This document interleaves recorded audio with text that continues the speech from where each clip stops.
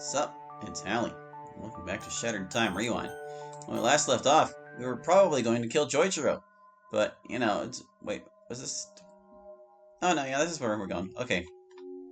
I'll be astonished if this mod lasts another 2 hours, but I'm suspecting we'll get it done this time. I go into the house and take the sharpest knife I can from the dirty dishes. I'm tempted to check on Natsuki one more time, but the last time that happened, no. I can't risk Taranko showing up again. There's no telling what he would do, especially if she starts talking about leaving our old lives behind. Besides, I'm doing this for her. All of this is for her sake. I can't afford to screw this up again. Now I just have to head back home for the last bit of supplies I'm going to need.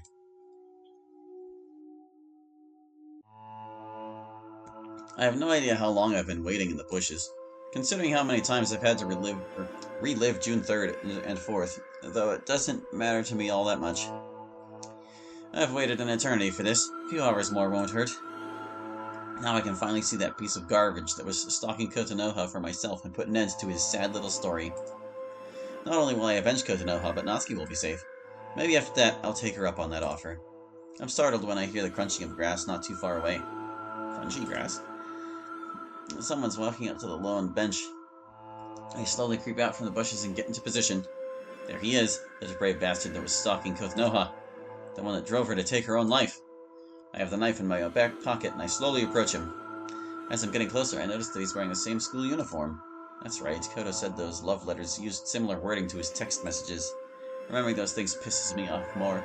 With all the things he put Koto through, I'm going to make sure he pays. Closer. Closer. I reach for the knife in my pocket. I'm gonna slash your throat open and look into your eyes as you die, you son of a bitch. Snap! Fuck! I didn't notice that branch. Did he hear me? I put the knife away as he turns around to face me. There, I'm staring right at... Huh? What the hell are you doing here, loser? Him? How? I could ask you the same thing. Get lost. I'm here to meet somebody. No, how about you get lost? I got a text message telling me to meet here, or right here. She said she was dying to see me, too. No. No. No, no, no, no, no. You're joking, right? I mean, I know I hate him and all, but he's such a fucking idiot. Is he seriously capable of stalking someone and getting away with it a year later? How amusing. It seems you've both met before. Joichiro and I look over to see the Omen guy casually approaching us from the bench. Are you the one who texted me here? From a certain point of view, maybe I am. Or maybe I'm not. I don't know what your gist is here, but you can take out one of those antlers and shove it up your ugly ass. You've got some nerve catfishing not only this loser, but me of all people. Catfishing, is that what you call it? No, I'm simply bringing together two people bound by fate. Both of you don't seem to know it, but your fates have crossed many times thanks to knowing one person, Kotonoha Higurashi. Despite this, it seems almost ironic how Hallie here doesn't even know the truth. Quite sad, if you ask me. Truth? What truth? What are you trying to say here? I said I'd be here to guide you, Hallie, so here. Allow us both to open your mind. Before either of us can react, we're frozen in place and he puts a hand on each of our shoulders. I lose consciousness, just like I always do whenever a new time loop starts, and I fade away. What? Why am I here? I've brought you both here so the two of you can finally understand the full extent of what happened that night. These are but shadows of the past, so you can't interact with them. Don't worry, Hallie. Joichiro's mind is here too. He'll be watching all of this with us. That's when I see myself watching TV. My past self is sitting there absent-mindedly until my phone starts going off. No. No! Not this night! Anything but this night! Hello? Hallie? Koto, what's the matter? I'm at the home right now. Both of my parents are out, so I'm here on my own. At least I wish I could say I was. What's going on? He's just outside my house, Hallie. He? Are you saying it's the stalker? He sent me several text messages and a few calls. I can hear someone trying to bust the front door open. Damn it. I just got another one. He's asking if I'm talking to you. But... fine, I'm on my way. Just hold on. But Hallie, You're going to be okay. I promise you. I'm not going to let that desperate loser do anything to you. You're going to be okay. I watch my past self end the call. Honestly, I wish I could strangle myself right there. You idiot! You have no idea what's going to happen next, do you? It's your damn fault. You just had to be the hero. All because you and Koto didn't want to get the cops involved. Look where that got you. Suddenly, everything changes to Kotonoha's kitchen. There she is. She has her phone in one hand and a gun in the other. Not just any gun, though. It's the same one that she used to kill herself. So she had it on her while talking to me. I can hear the front door lock being messed with. Koto slams her phone down as the lock finally gives way. Her phone buzzes with a text notification, but she doesn't bother looking at it. The door swings open. Hey there, baby girl. Joichiro! The one and only. Get back! The door swings open, revealing Joichiro standing there provokingly in the doorway. Koto's hands are trembling as she aims the gun at him. Joichiro, however, seems completely unfazed at the fact there's a gun pointed at him as he smiles at her. Like a damn psychopath. Is that your way of saying hello to me? You... Honestly, I can't say I'm too surprised given your reputation as a womanizer. Still, though, to think you'd be the one harassing me like this. What a pitiful excuse of a man you are. Hey, come on now. That's how you're going to talk to me after everything I went through tonight. Don't take another step closer. Ha! Do you even know how to use that thing? Put that thing down before you shoot someone's eye out. I said don't get any closer. She loads the barrel and pulls back the hammer. She probably did know how to use one, thanks to her dad. She lowers it as Joichiro puts both his arms up, dropping a crowbar on a lockpick. Koto lowers the gun just a little bit more, her hand trembling as she does so. Good girl. Now, why don't we talk this out like normal people here? Koto looks visibly pissed off as he says that. I wouldn't blame her. Hardly anything he said in those text messages were normal to begin with. Hell, the fact he broke in right now just screams desperation and delusion. Fine. You want to talk? Go ahead. Start talking. Why have you been doing this? Why? Isn't it obvious? I've got a thing for you. I think you'd look really nice on my arm. I already told you that I'm not interested. You're the one who can't leave well enough alone. Even after I told you that I was interested in someone else, you still continue harassing me. Come on. I'm one of the most popular guys in our year. You should be honored that I'm into you. The fact you're using your popularity as an excuse only proves how shallow you are. Even someone as popular like Monica knows better than to come off as conceited and self-centered as you. Monica might be one of the most beautiful girls in our year, but you'd rank right up there with her in the looks department. Even that nerdy chick she hangs out with is kind of a player too. Her name's Akane, right?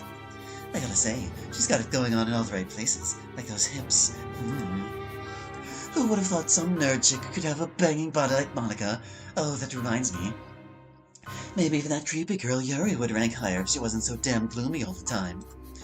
You will leave her out of this? This only proves my point that you're nothing but a rude, thoughtless pig that only cares about himself. The fact you're looking at my cousin and the two of my friends like this is utterly disgusting.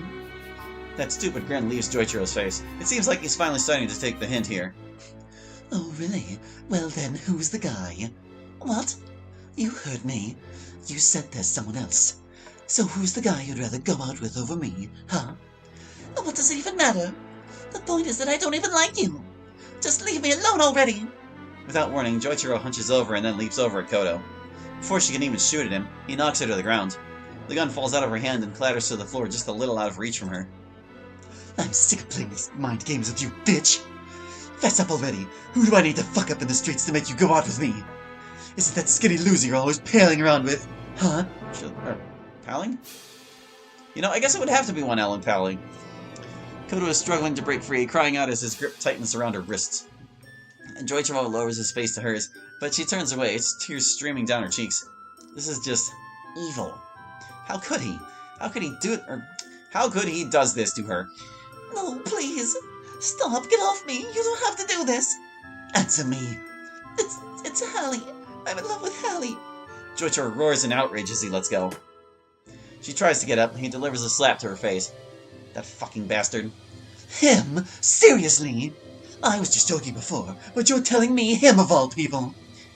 You could do so much better than him. Maybe he's not as athletic or popular as you are, but at the very least, he knows how to treat me right. Unlike you, he's not some insufferable pervert that only thinks about himself.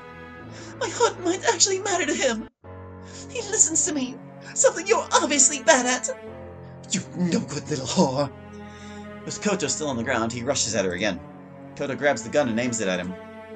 Just as she's about to shoot, Joichiro pushes the gun away and aims it right at her face. It's too late before Koto realizes her mistake as she pulls the trigger. Joichiro got up after the gun went off, and Koto's body slumped back. Shit! I have to get out of here! He snatches up the lockpick and crowbar, but then he has a moment of hesitation. He rushes back over and snatches Koto's phone, proceeding to the entrance and slamming the door behind him. It seems that somehow he was smart enough not to leave any evidence there. That explains why I never saw any of that stuff, and how Koto's phone went missing in the first place. It's not long after that I arrived.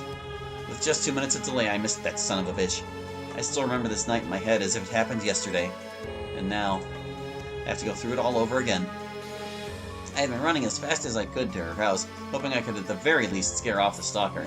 I got there, but there wasn't anyone outside.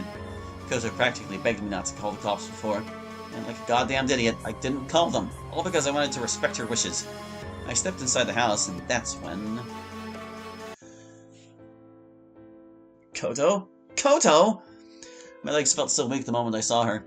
My stomach tied itself in knots. I thought I was going to throw up upon seeing her. Are you okay? What do you think, Sherlock? Does she look okay to you? This is all your fault!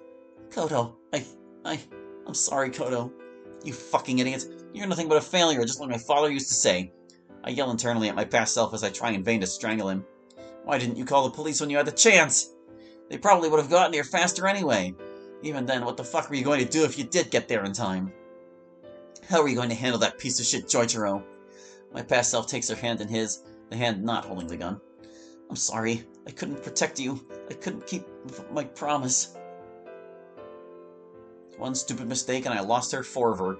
Since that day, I never forgave myself for being such a goddamned failure. Apparently, a neighbor called the police after they heard the gunshot. It wasn't long after I found her that Koto's parents arrived. Kotonoha's mother, Tsubasa, erupted into tears. She rushed over and immediately pulled me close to her, letting me cry on her shoulder. Hironobu, her father, stood there silently before burying his eyes in his arm as he propped himself up against the wall, trying to hide his tears. The police got there after a while. All three of us were questioned. Koto's parents were apparently at a city hall meeting that night, and as chief of police, Hironobu had to go. They immediately started their drive home after it ended, only to see the door open. I told them everything I could. An investigation was opened, and it was noted by her father how her phone was nowhere in the house. Police interviewed the faculty and staff at our school, as well as some of the students. I'm not sure if they ever spoke with Joichiro, but I wouldn't be surprised if that damn liar had denied ever having to do anything with her. All the while, the atmosphere became very heavy with fear and chaos.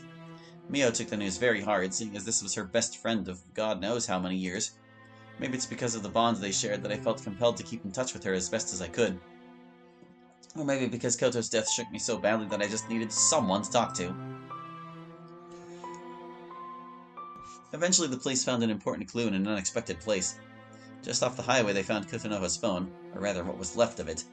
Apparently, the screen and case were completely destroyed while the base components were smashed to pieces. In other words, it was damaged beyond repair with no way to look over those text messages or calls. Not only was it stolen, but it was completely lost. I always wondered what happened to it, but now it seems I've got my answer. It seems Joichiro isn't as much of an idiot as I took him for. Congrats, you managed to cover your tracks pretty well. Since they couldn't really inspect the text messages or look into anything else incriminating on her phone, Kotonoha's death was ruled as a suicide, with the stalker clearly breaking and entering. It was determined that Koto took her own life out of fear of the stalker getting close to her. When he finally did, Koto was dead and he just stole her phone. That was the story we all believed. From that day on, the usually cheerful Tsubasa Higurashi became more reserved and less outgoing. Don't need a hyphen in outgoing. Hironobu would continue to blame himself for not knowing and never acting in time. Apparently, before going to City Hall, they had a bit of an argument. Sadly, that's the final memory of his daughter he carries for the rest of his life. Seeing how much pain they were in, it's understandable this great loss would take a huge toll on them. As for me, it seems like I'm still caught up in the past. I lost the first girl I ever loved. I lost a part of myself at the same time. And soon after, the world seemed like a darker place for me. Without her, I couldn't find meaning or happiness in anything. I went through life telling myself repeatedly that her death was my fault. That the fact I had to continue living without her is my punishment, my atonement for failing her. I'm back. I look over to see Joichiro still standing where he was. Then I look over to see the omen looming over us. So now you know about this shared history you have. Joichiro and the stalker you hoped would suffer are one and the same. At long last, you finally know the truth, Hallie. What you do next is completely up to you. Are you going to make him suffer like you said you would?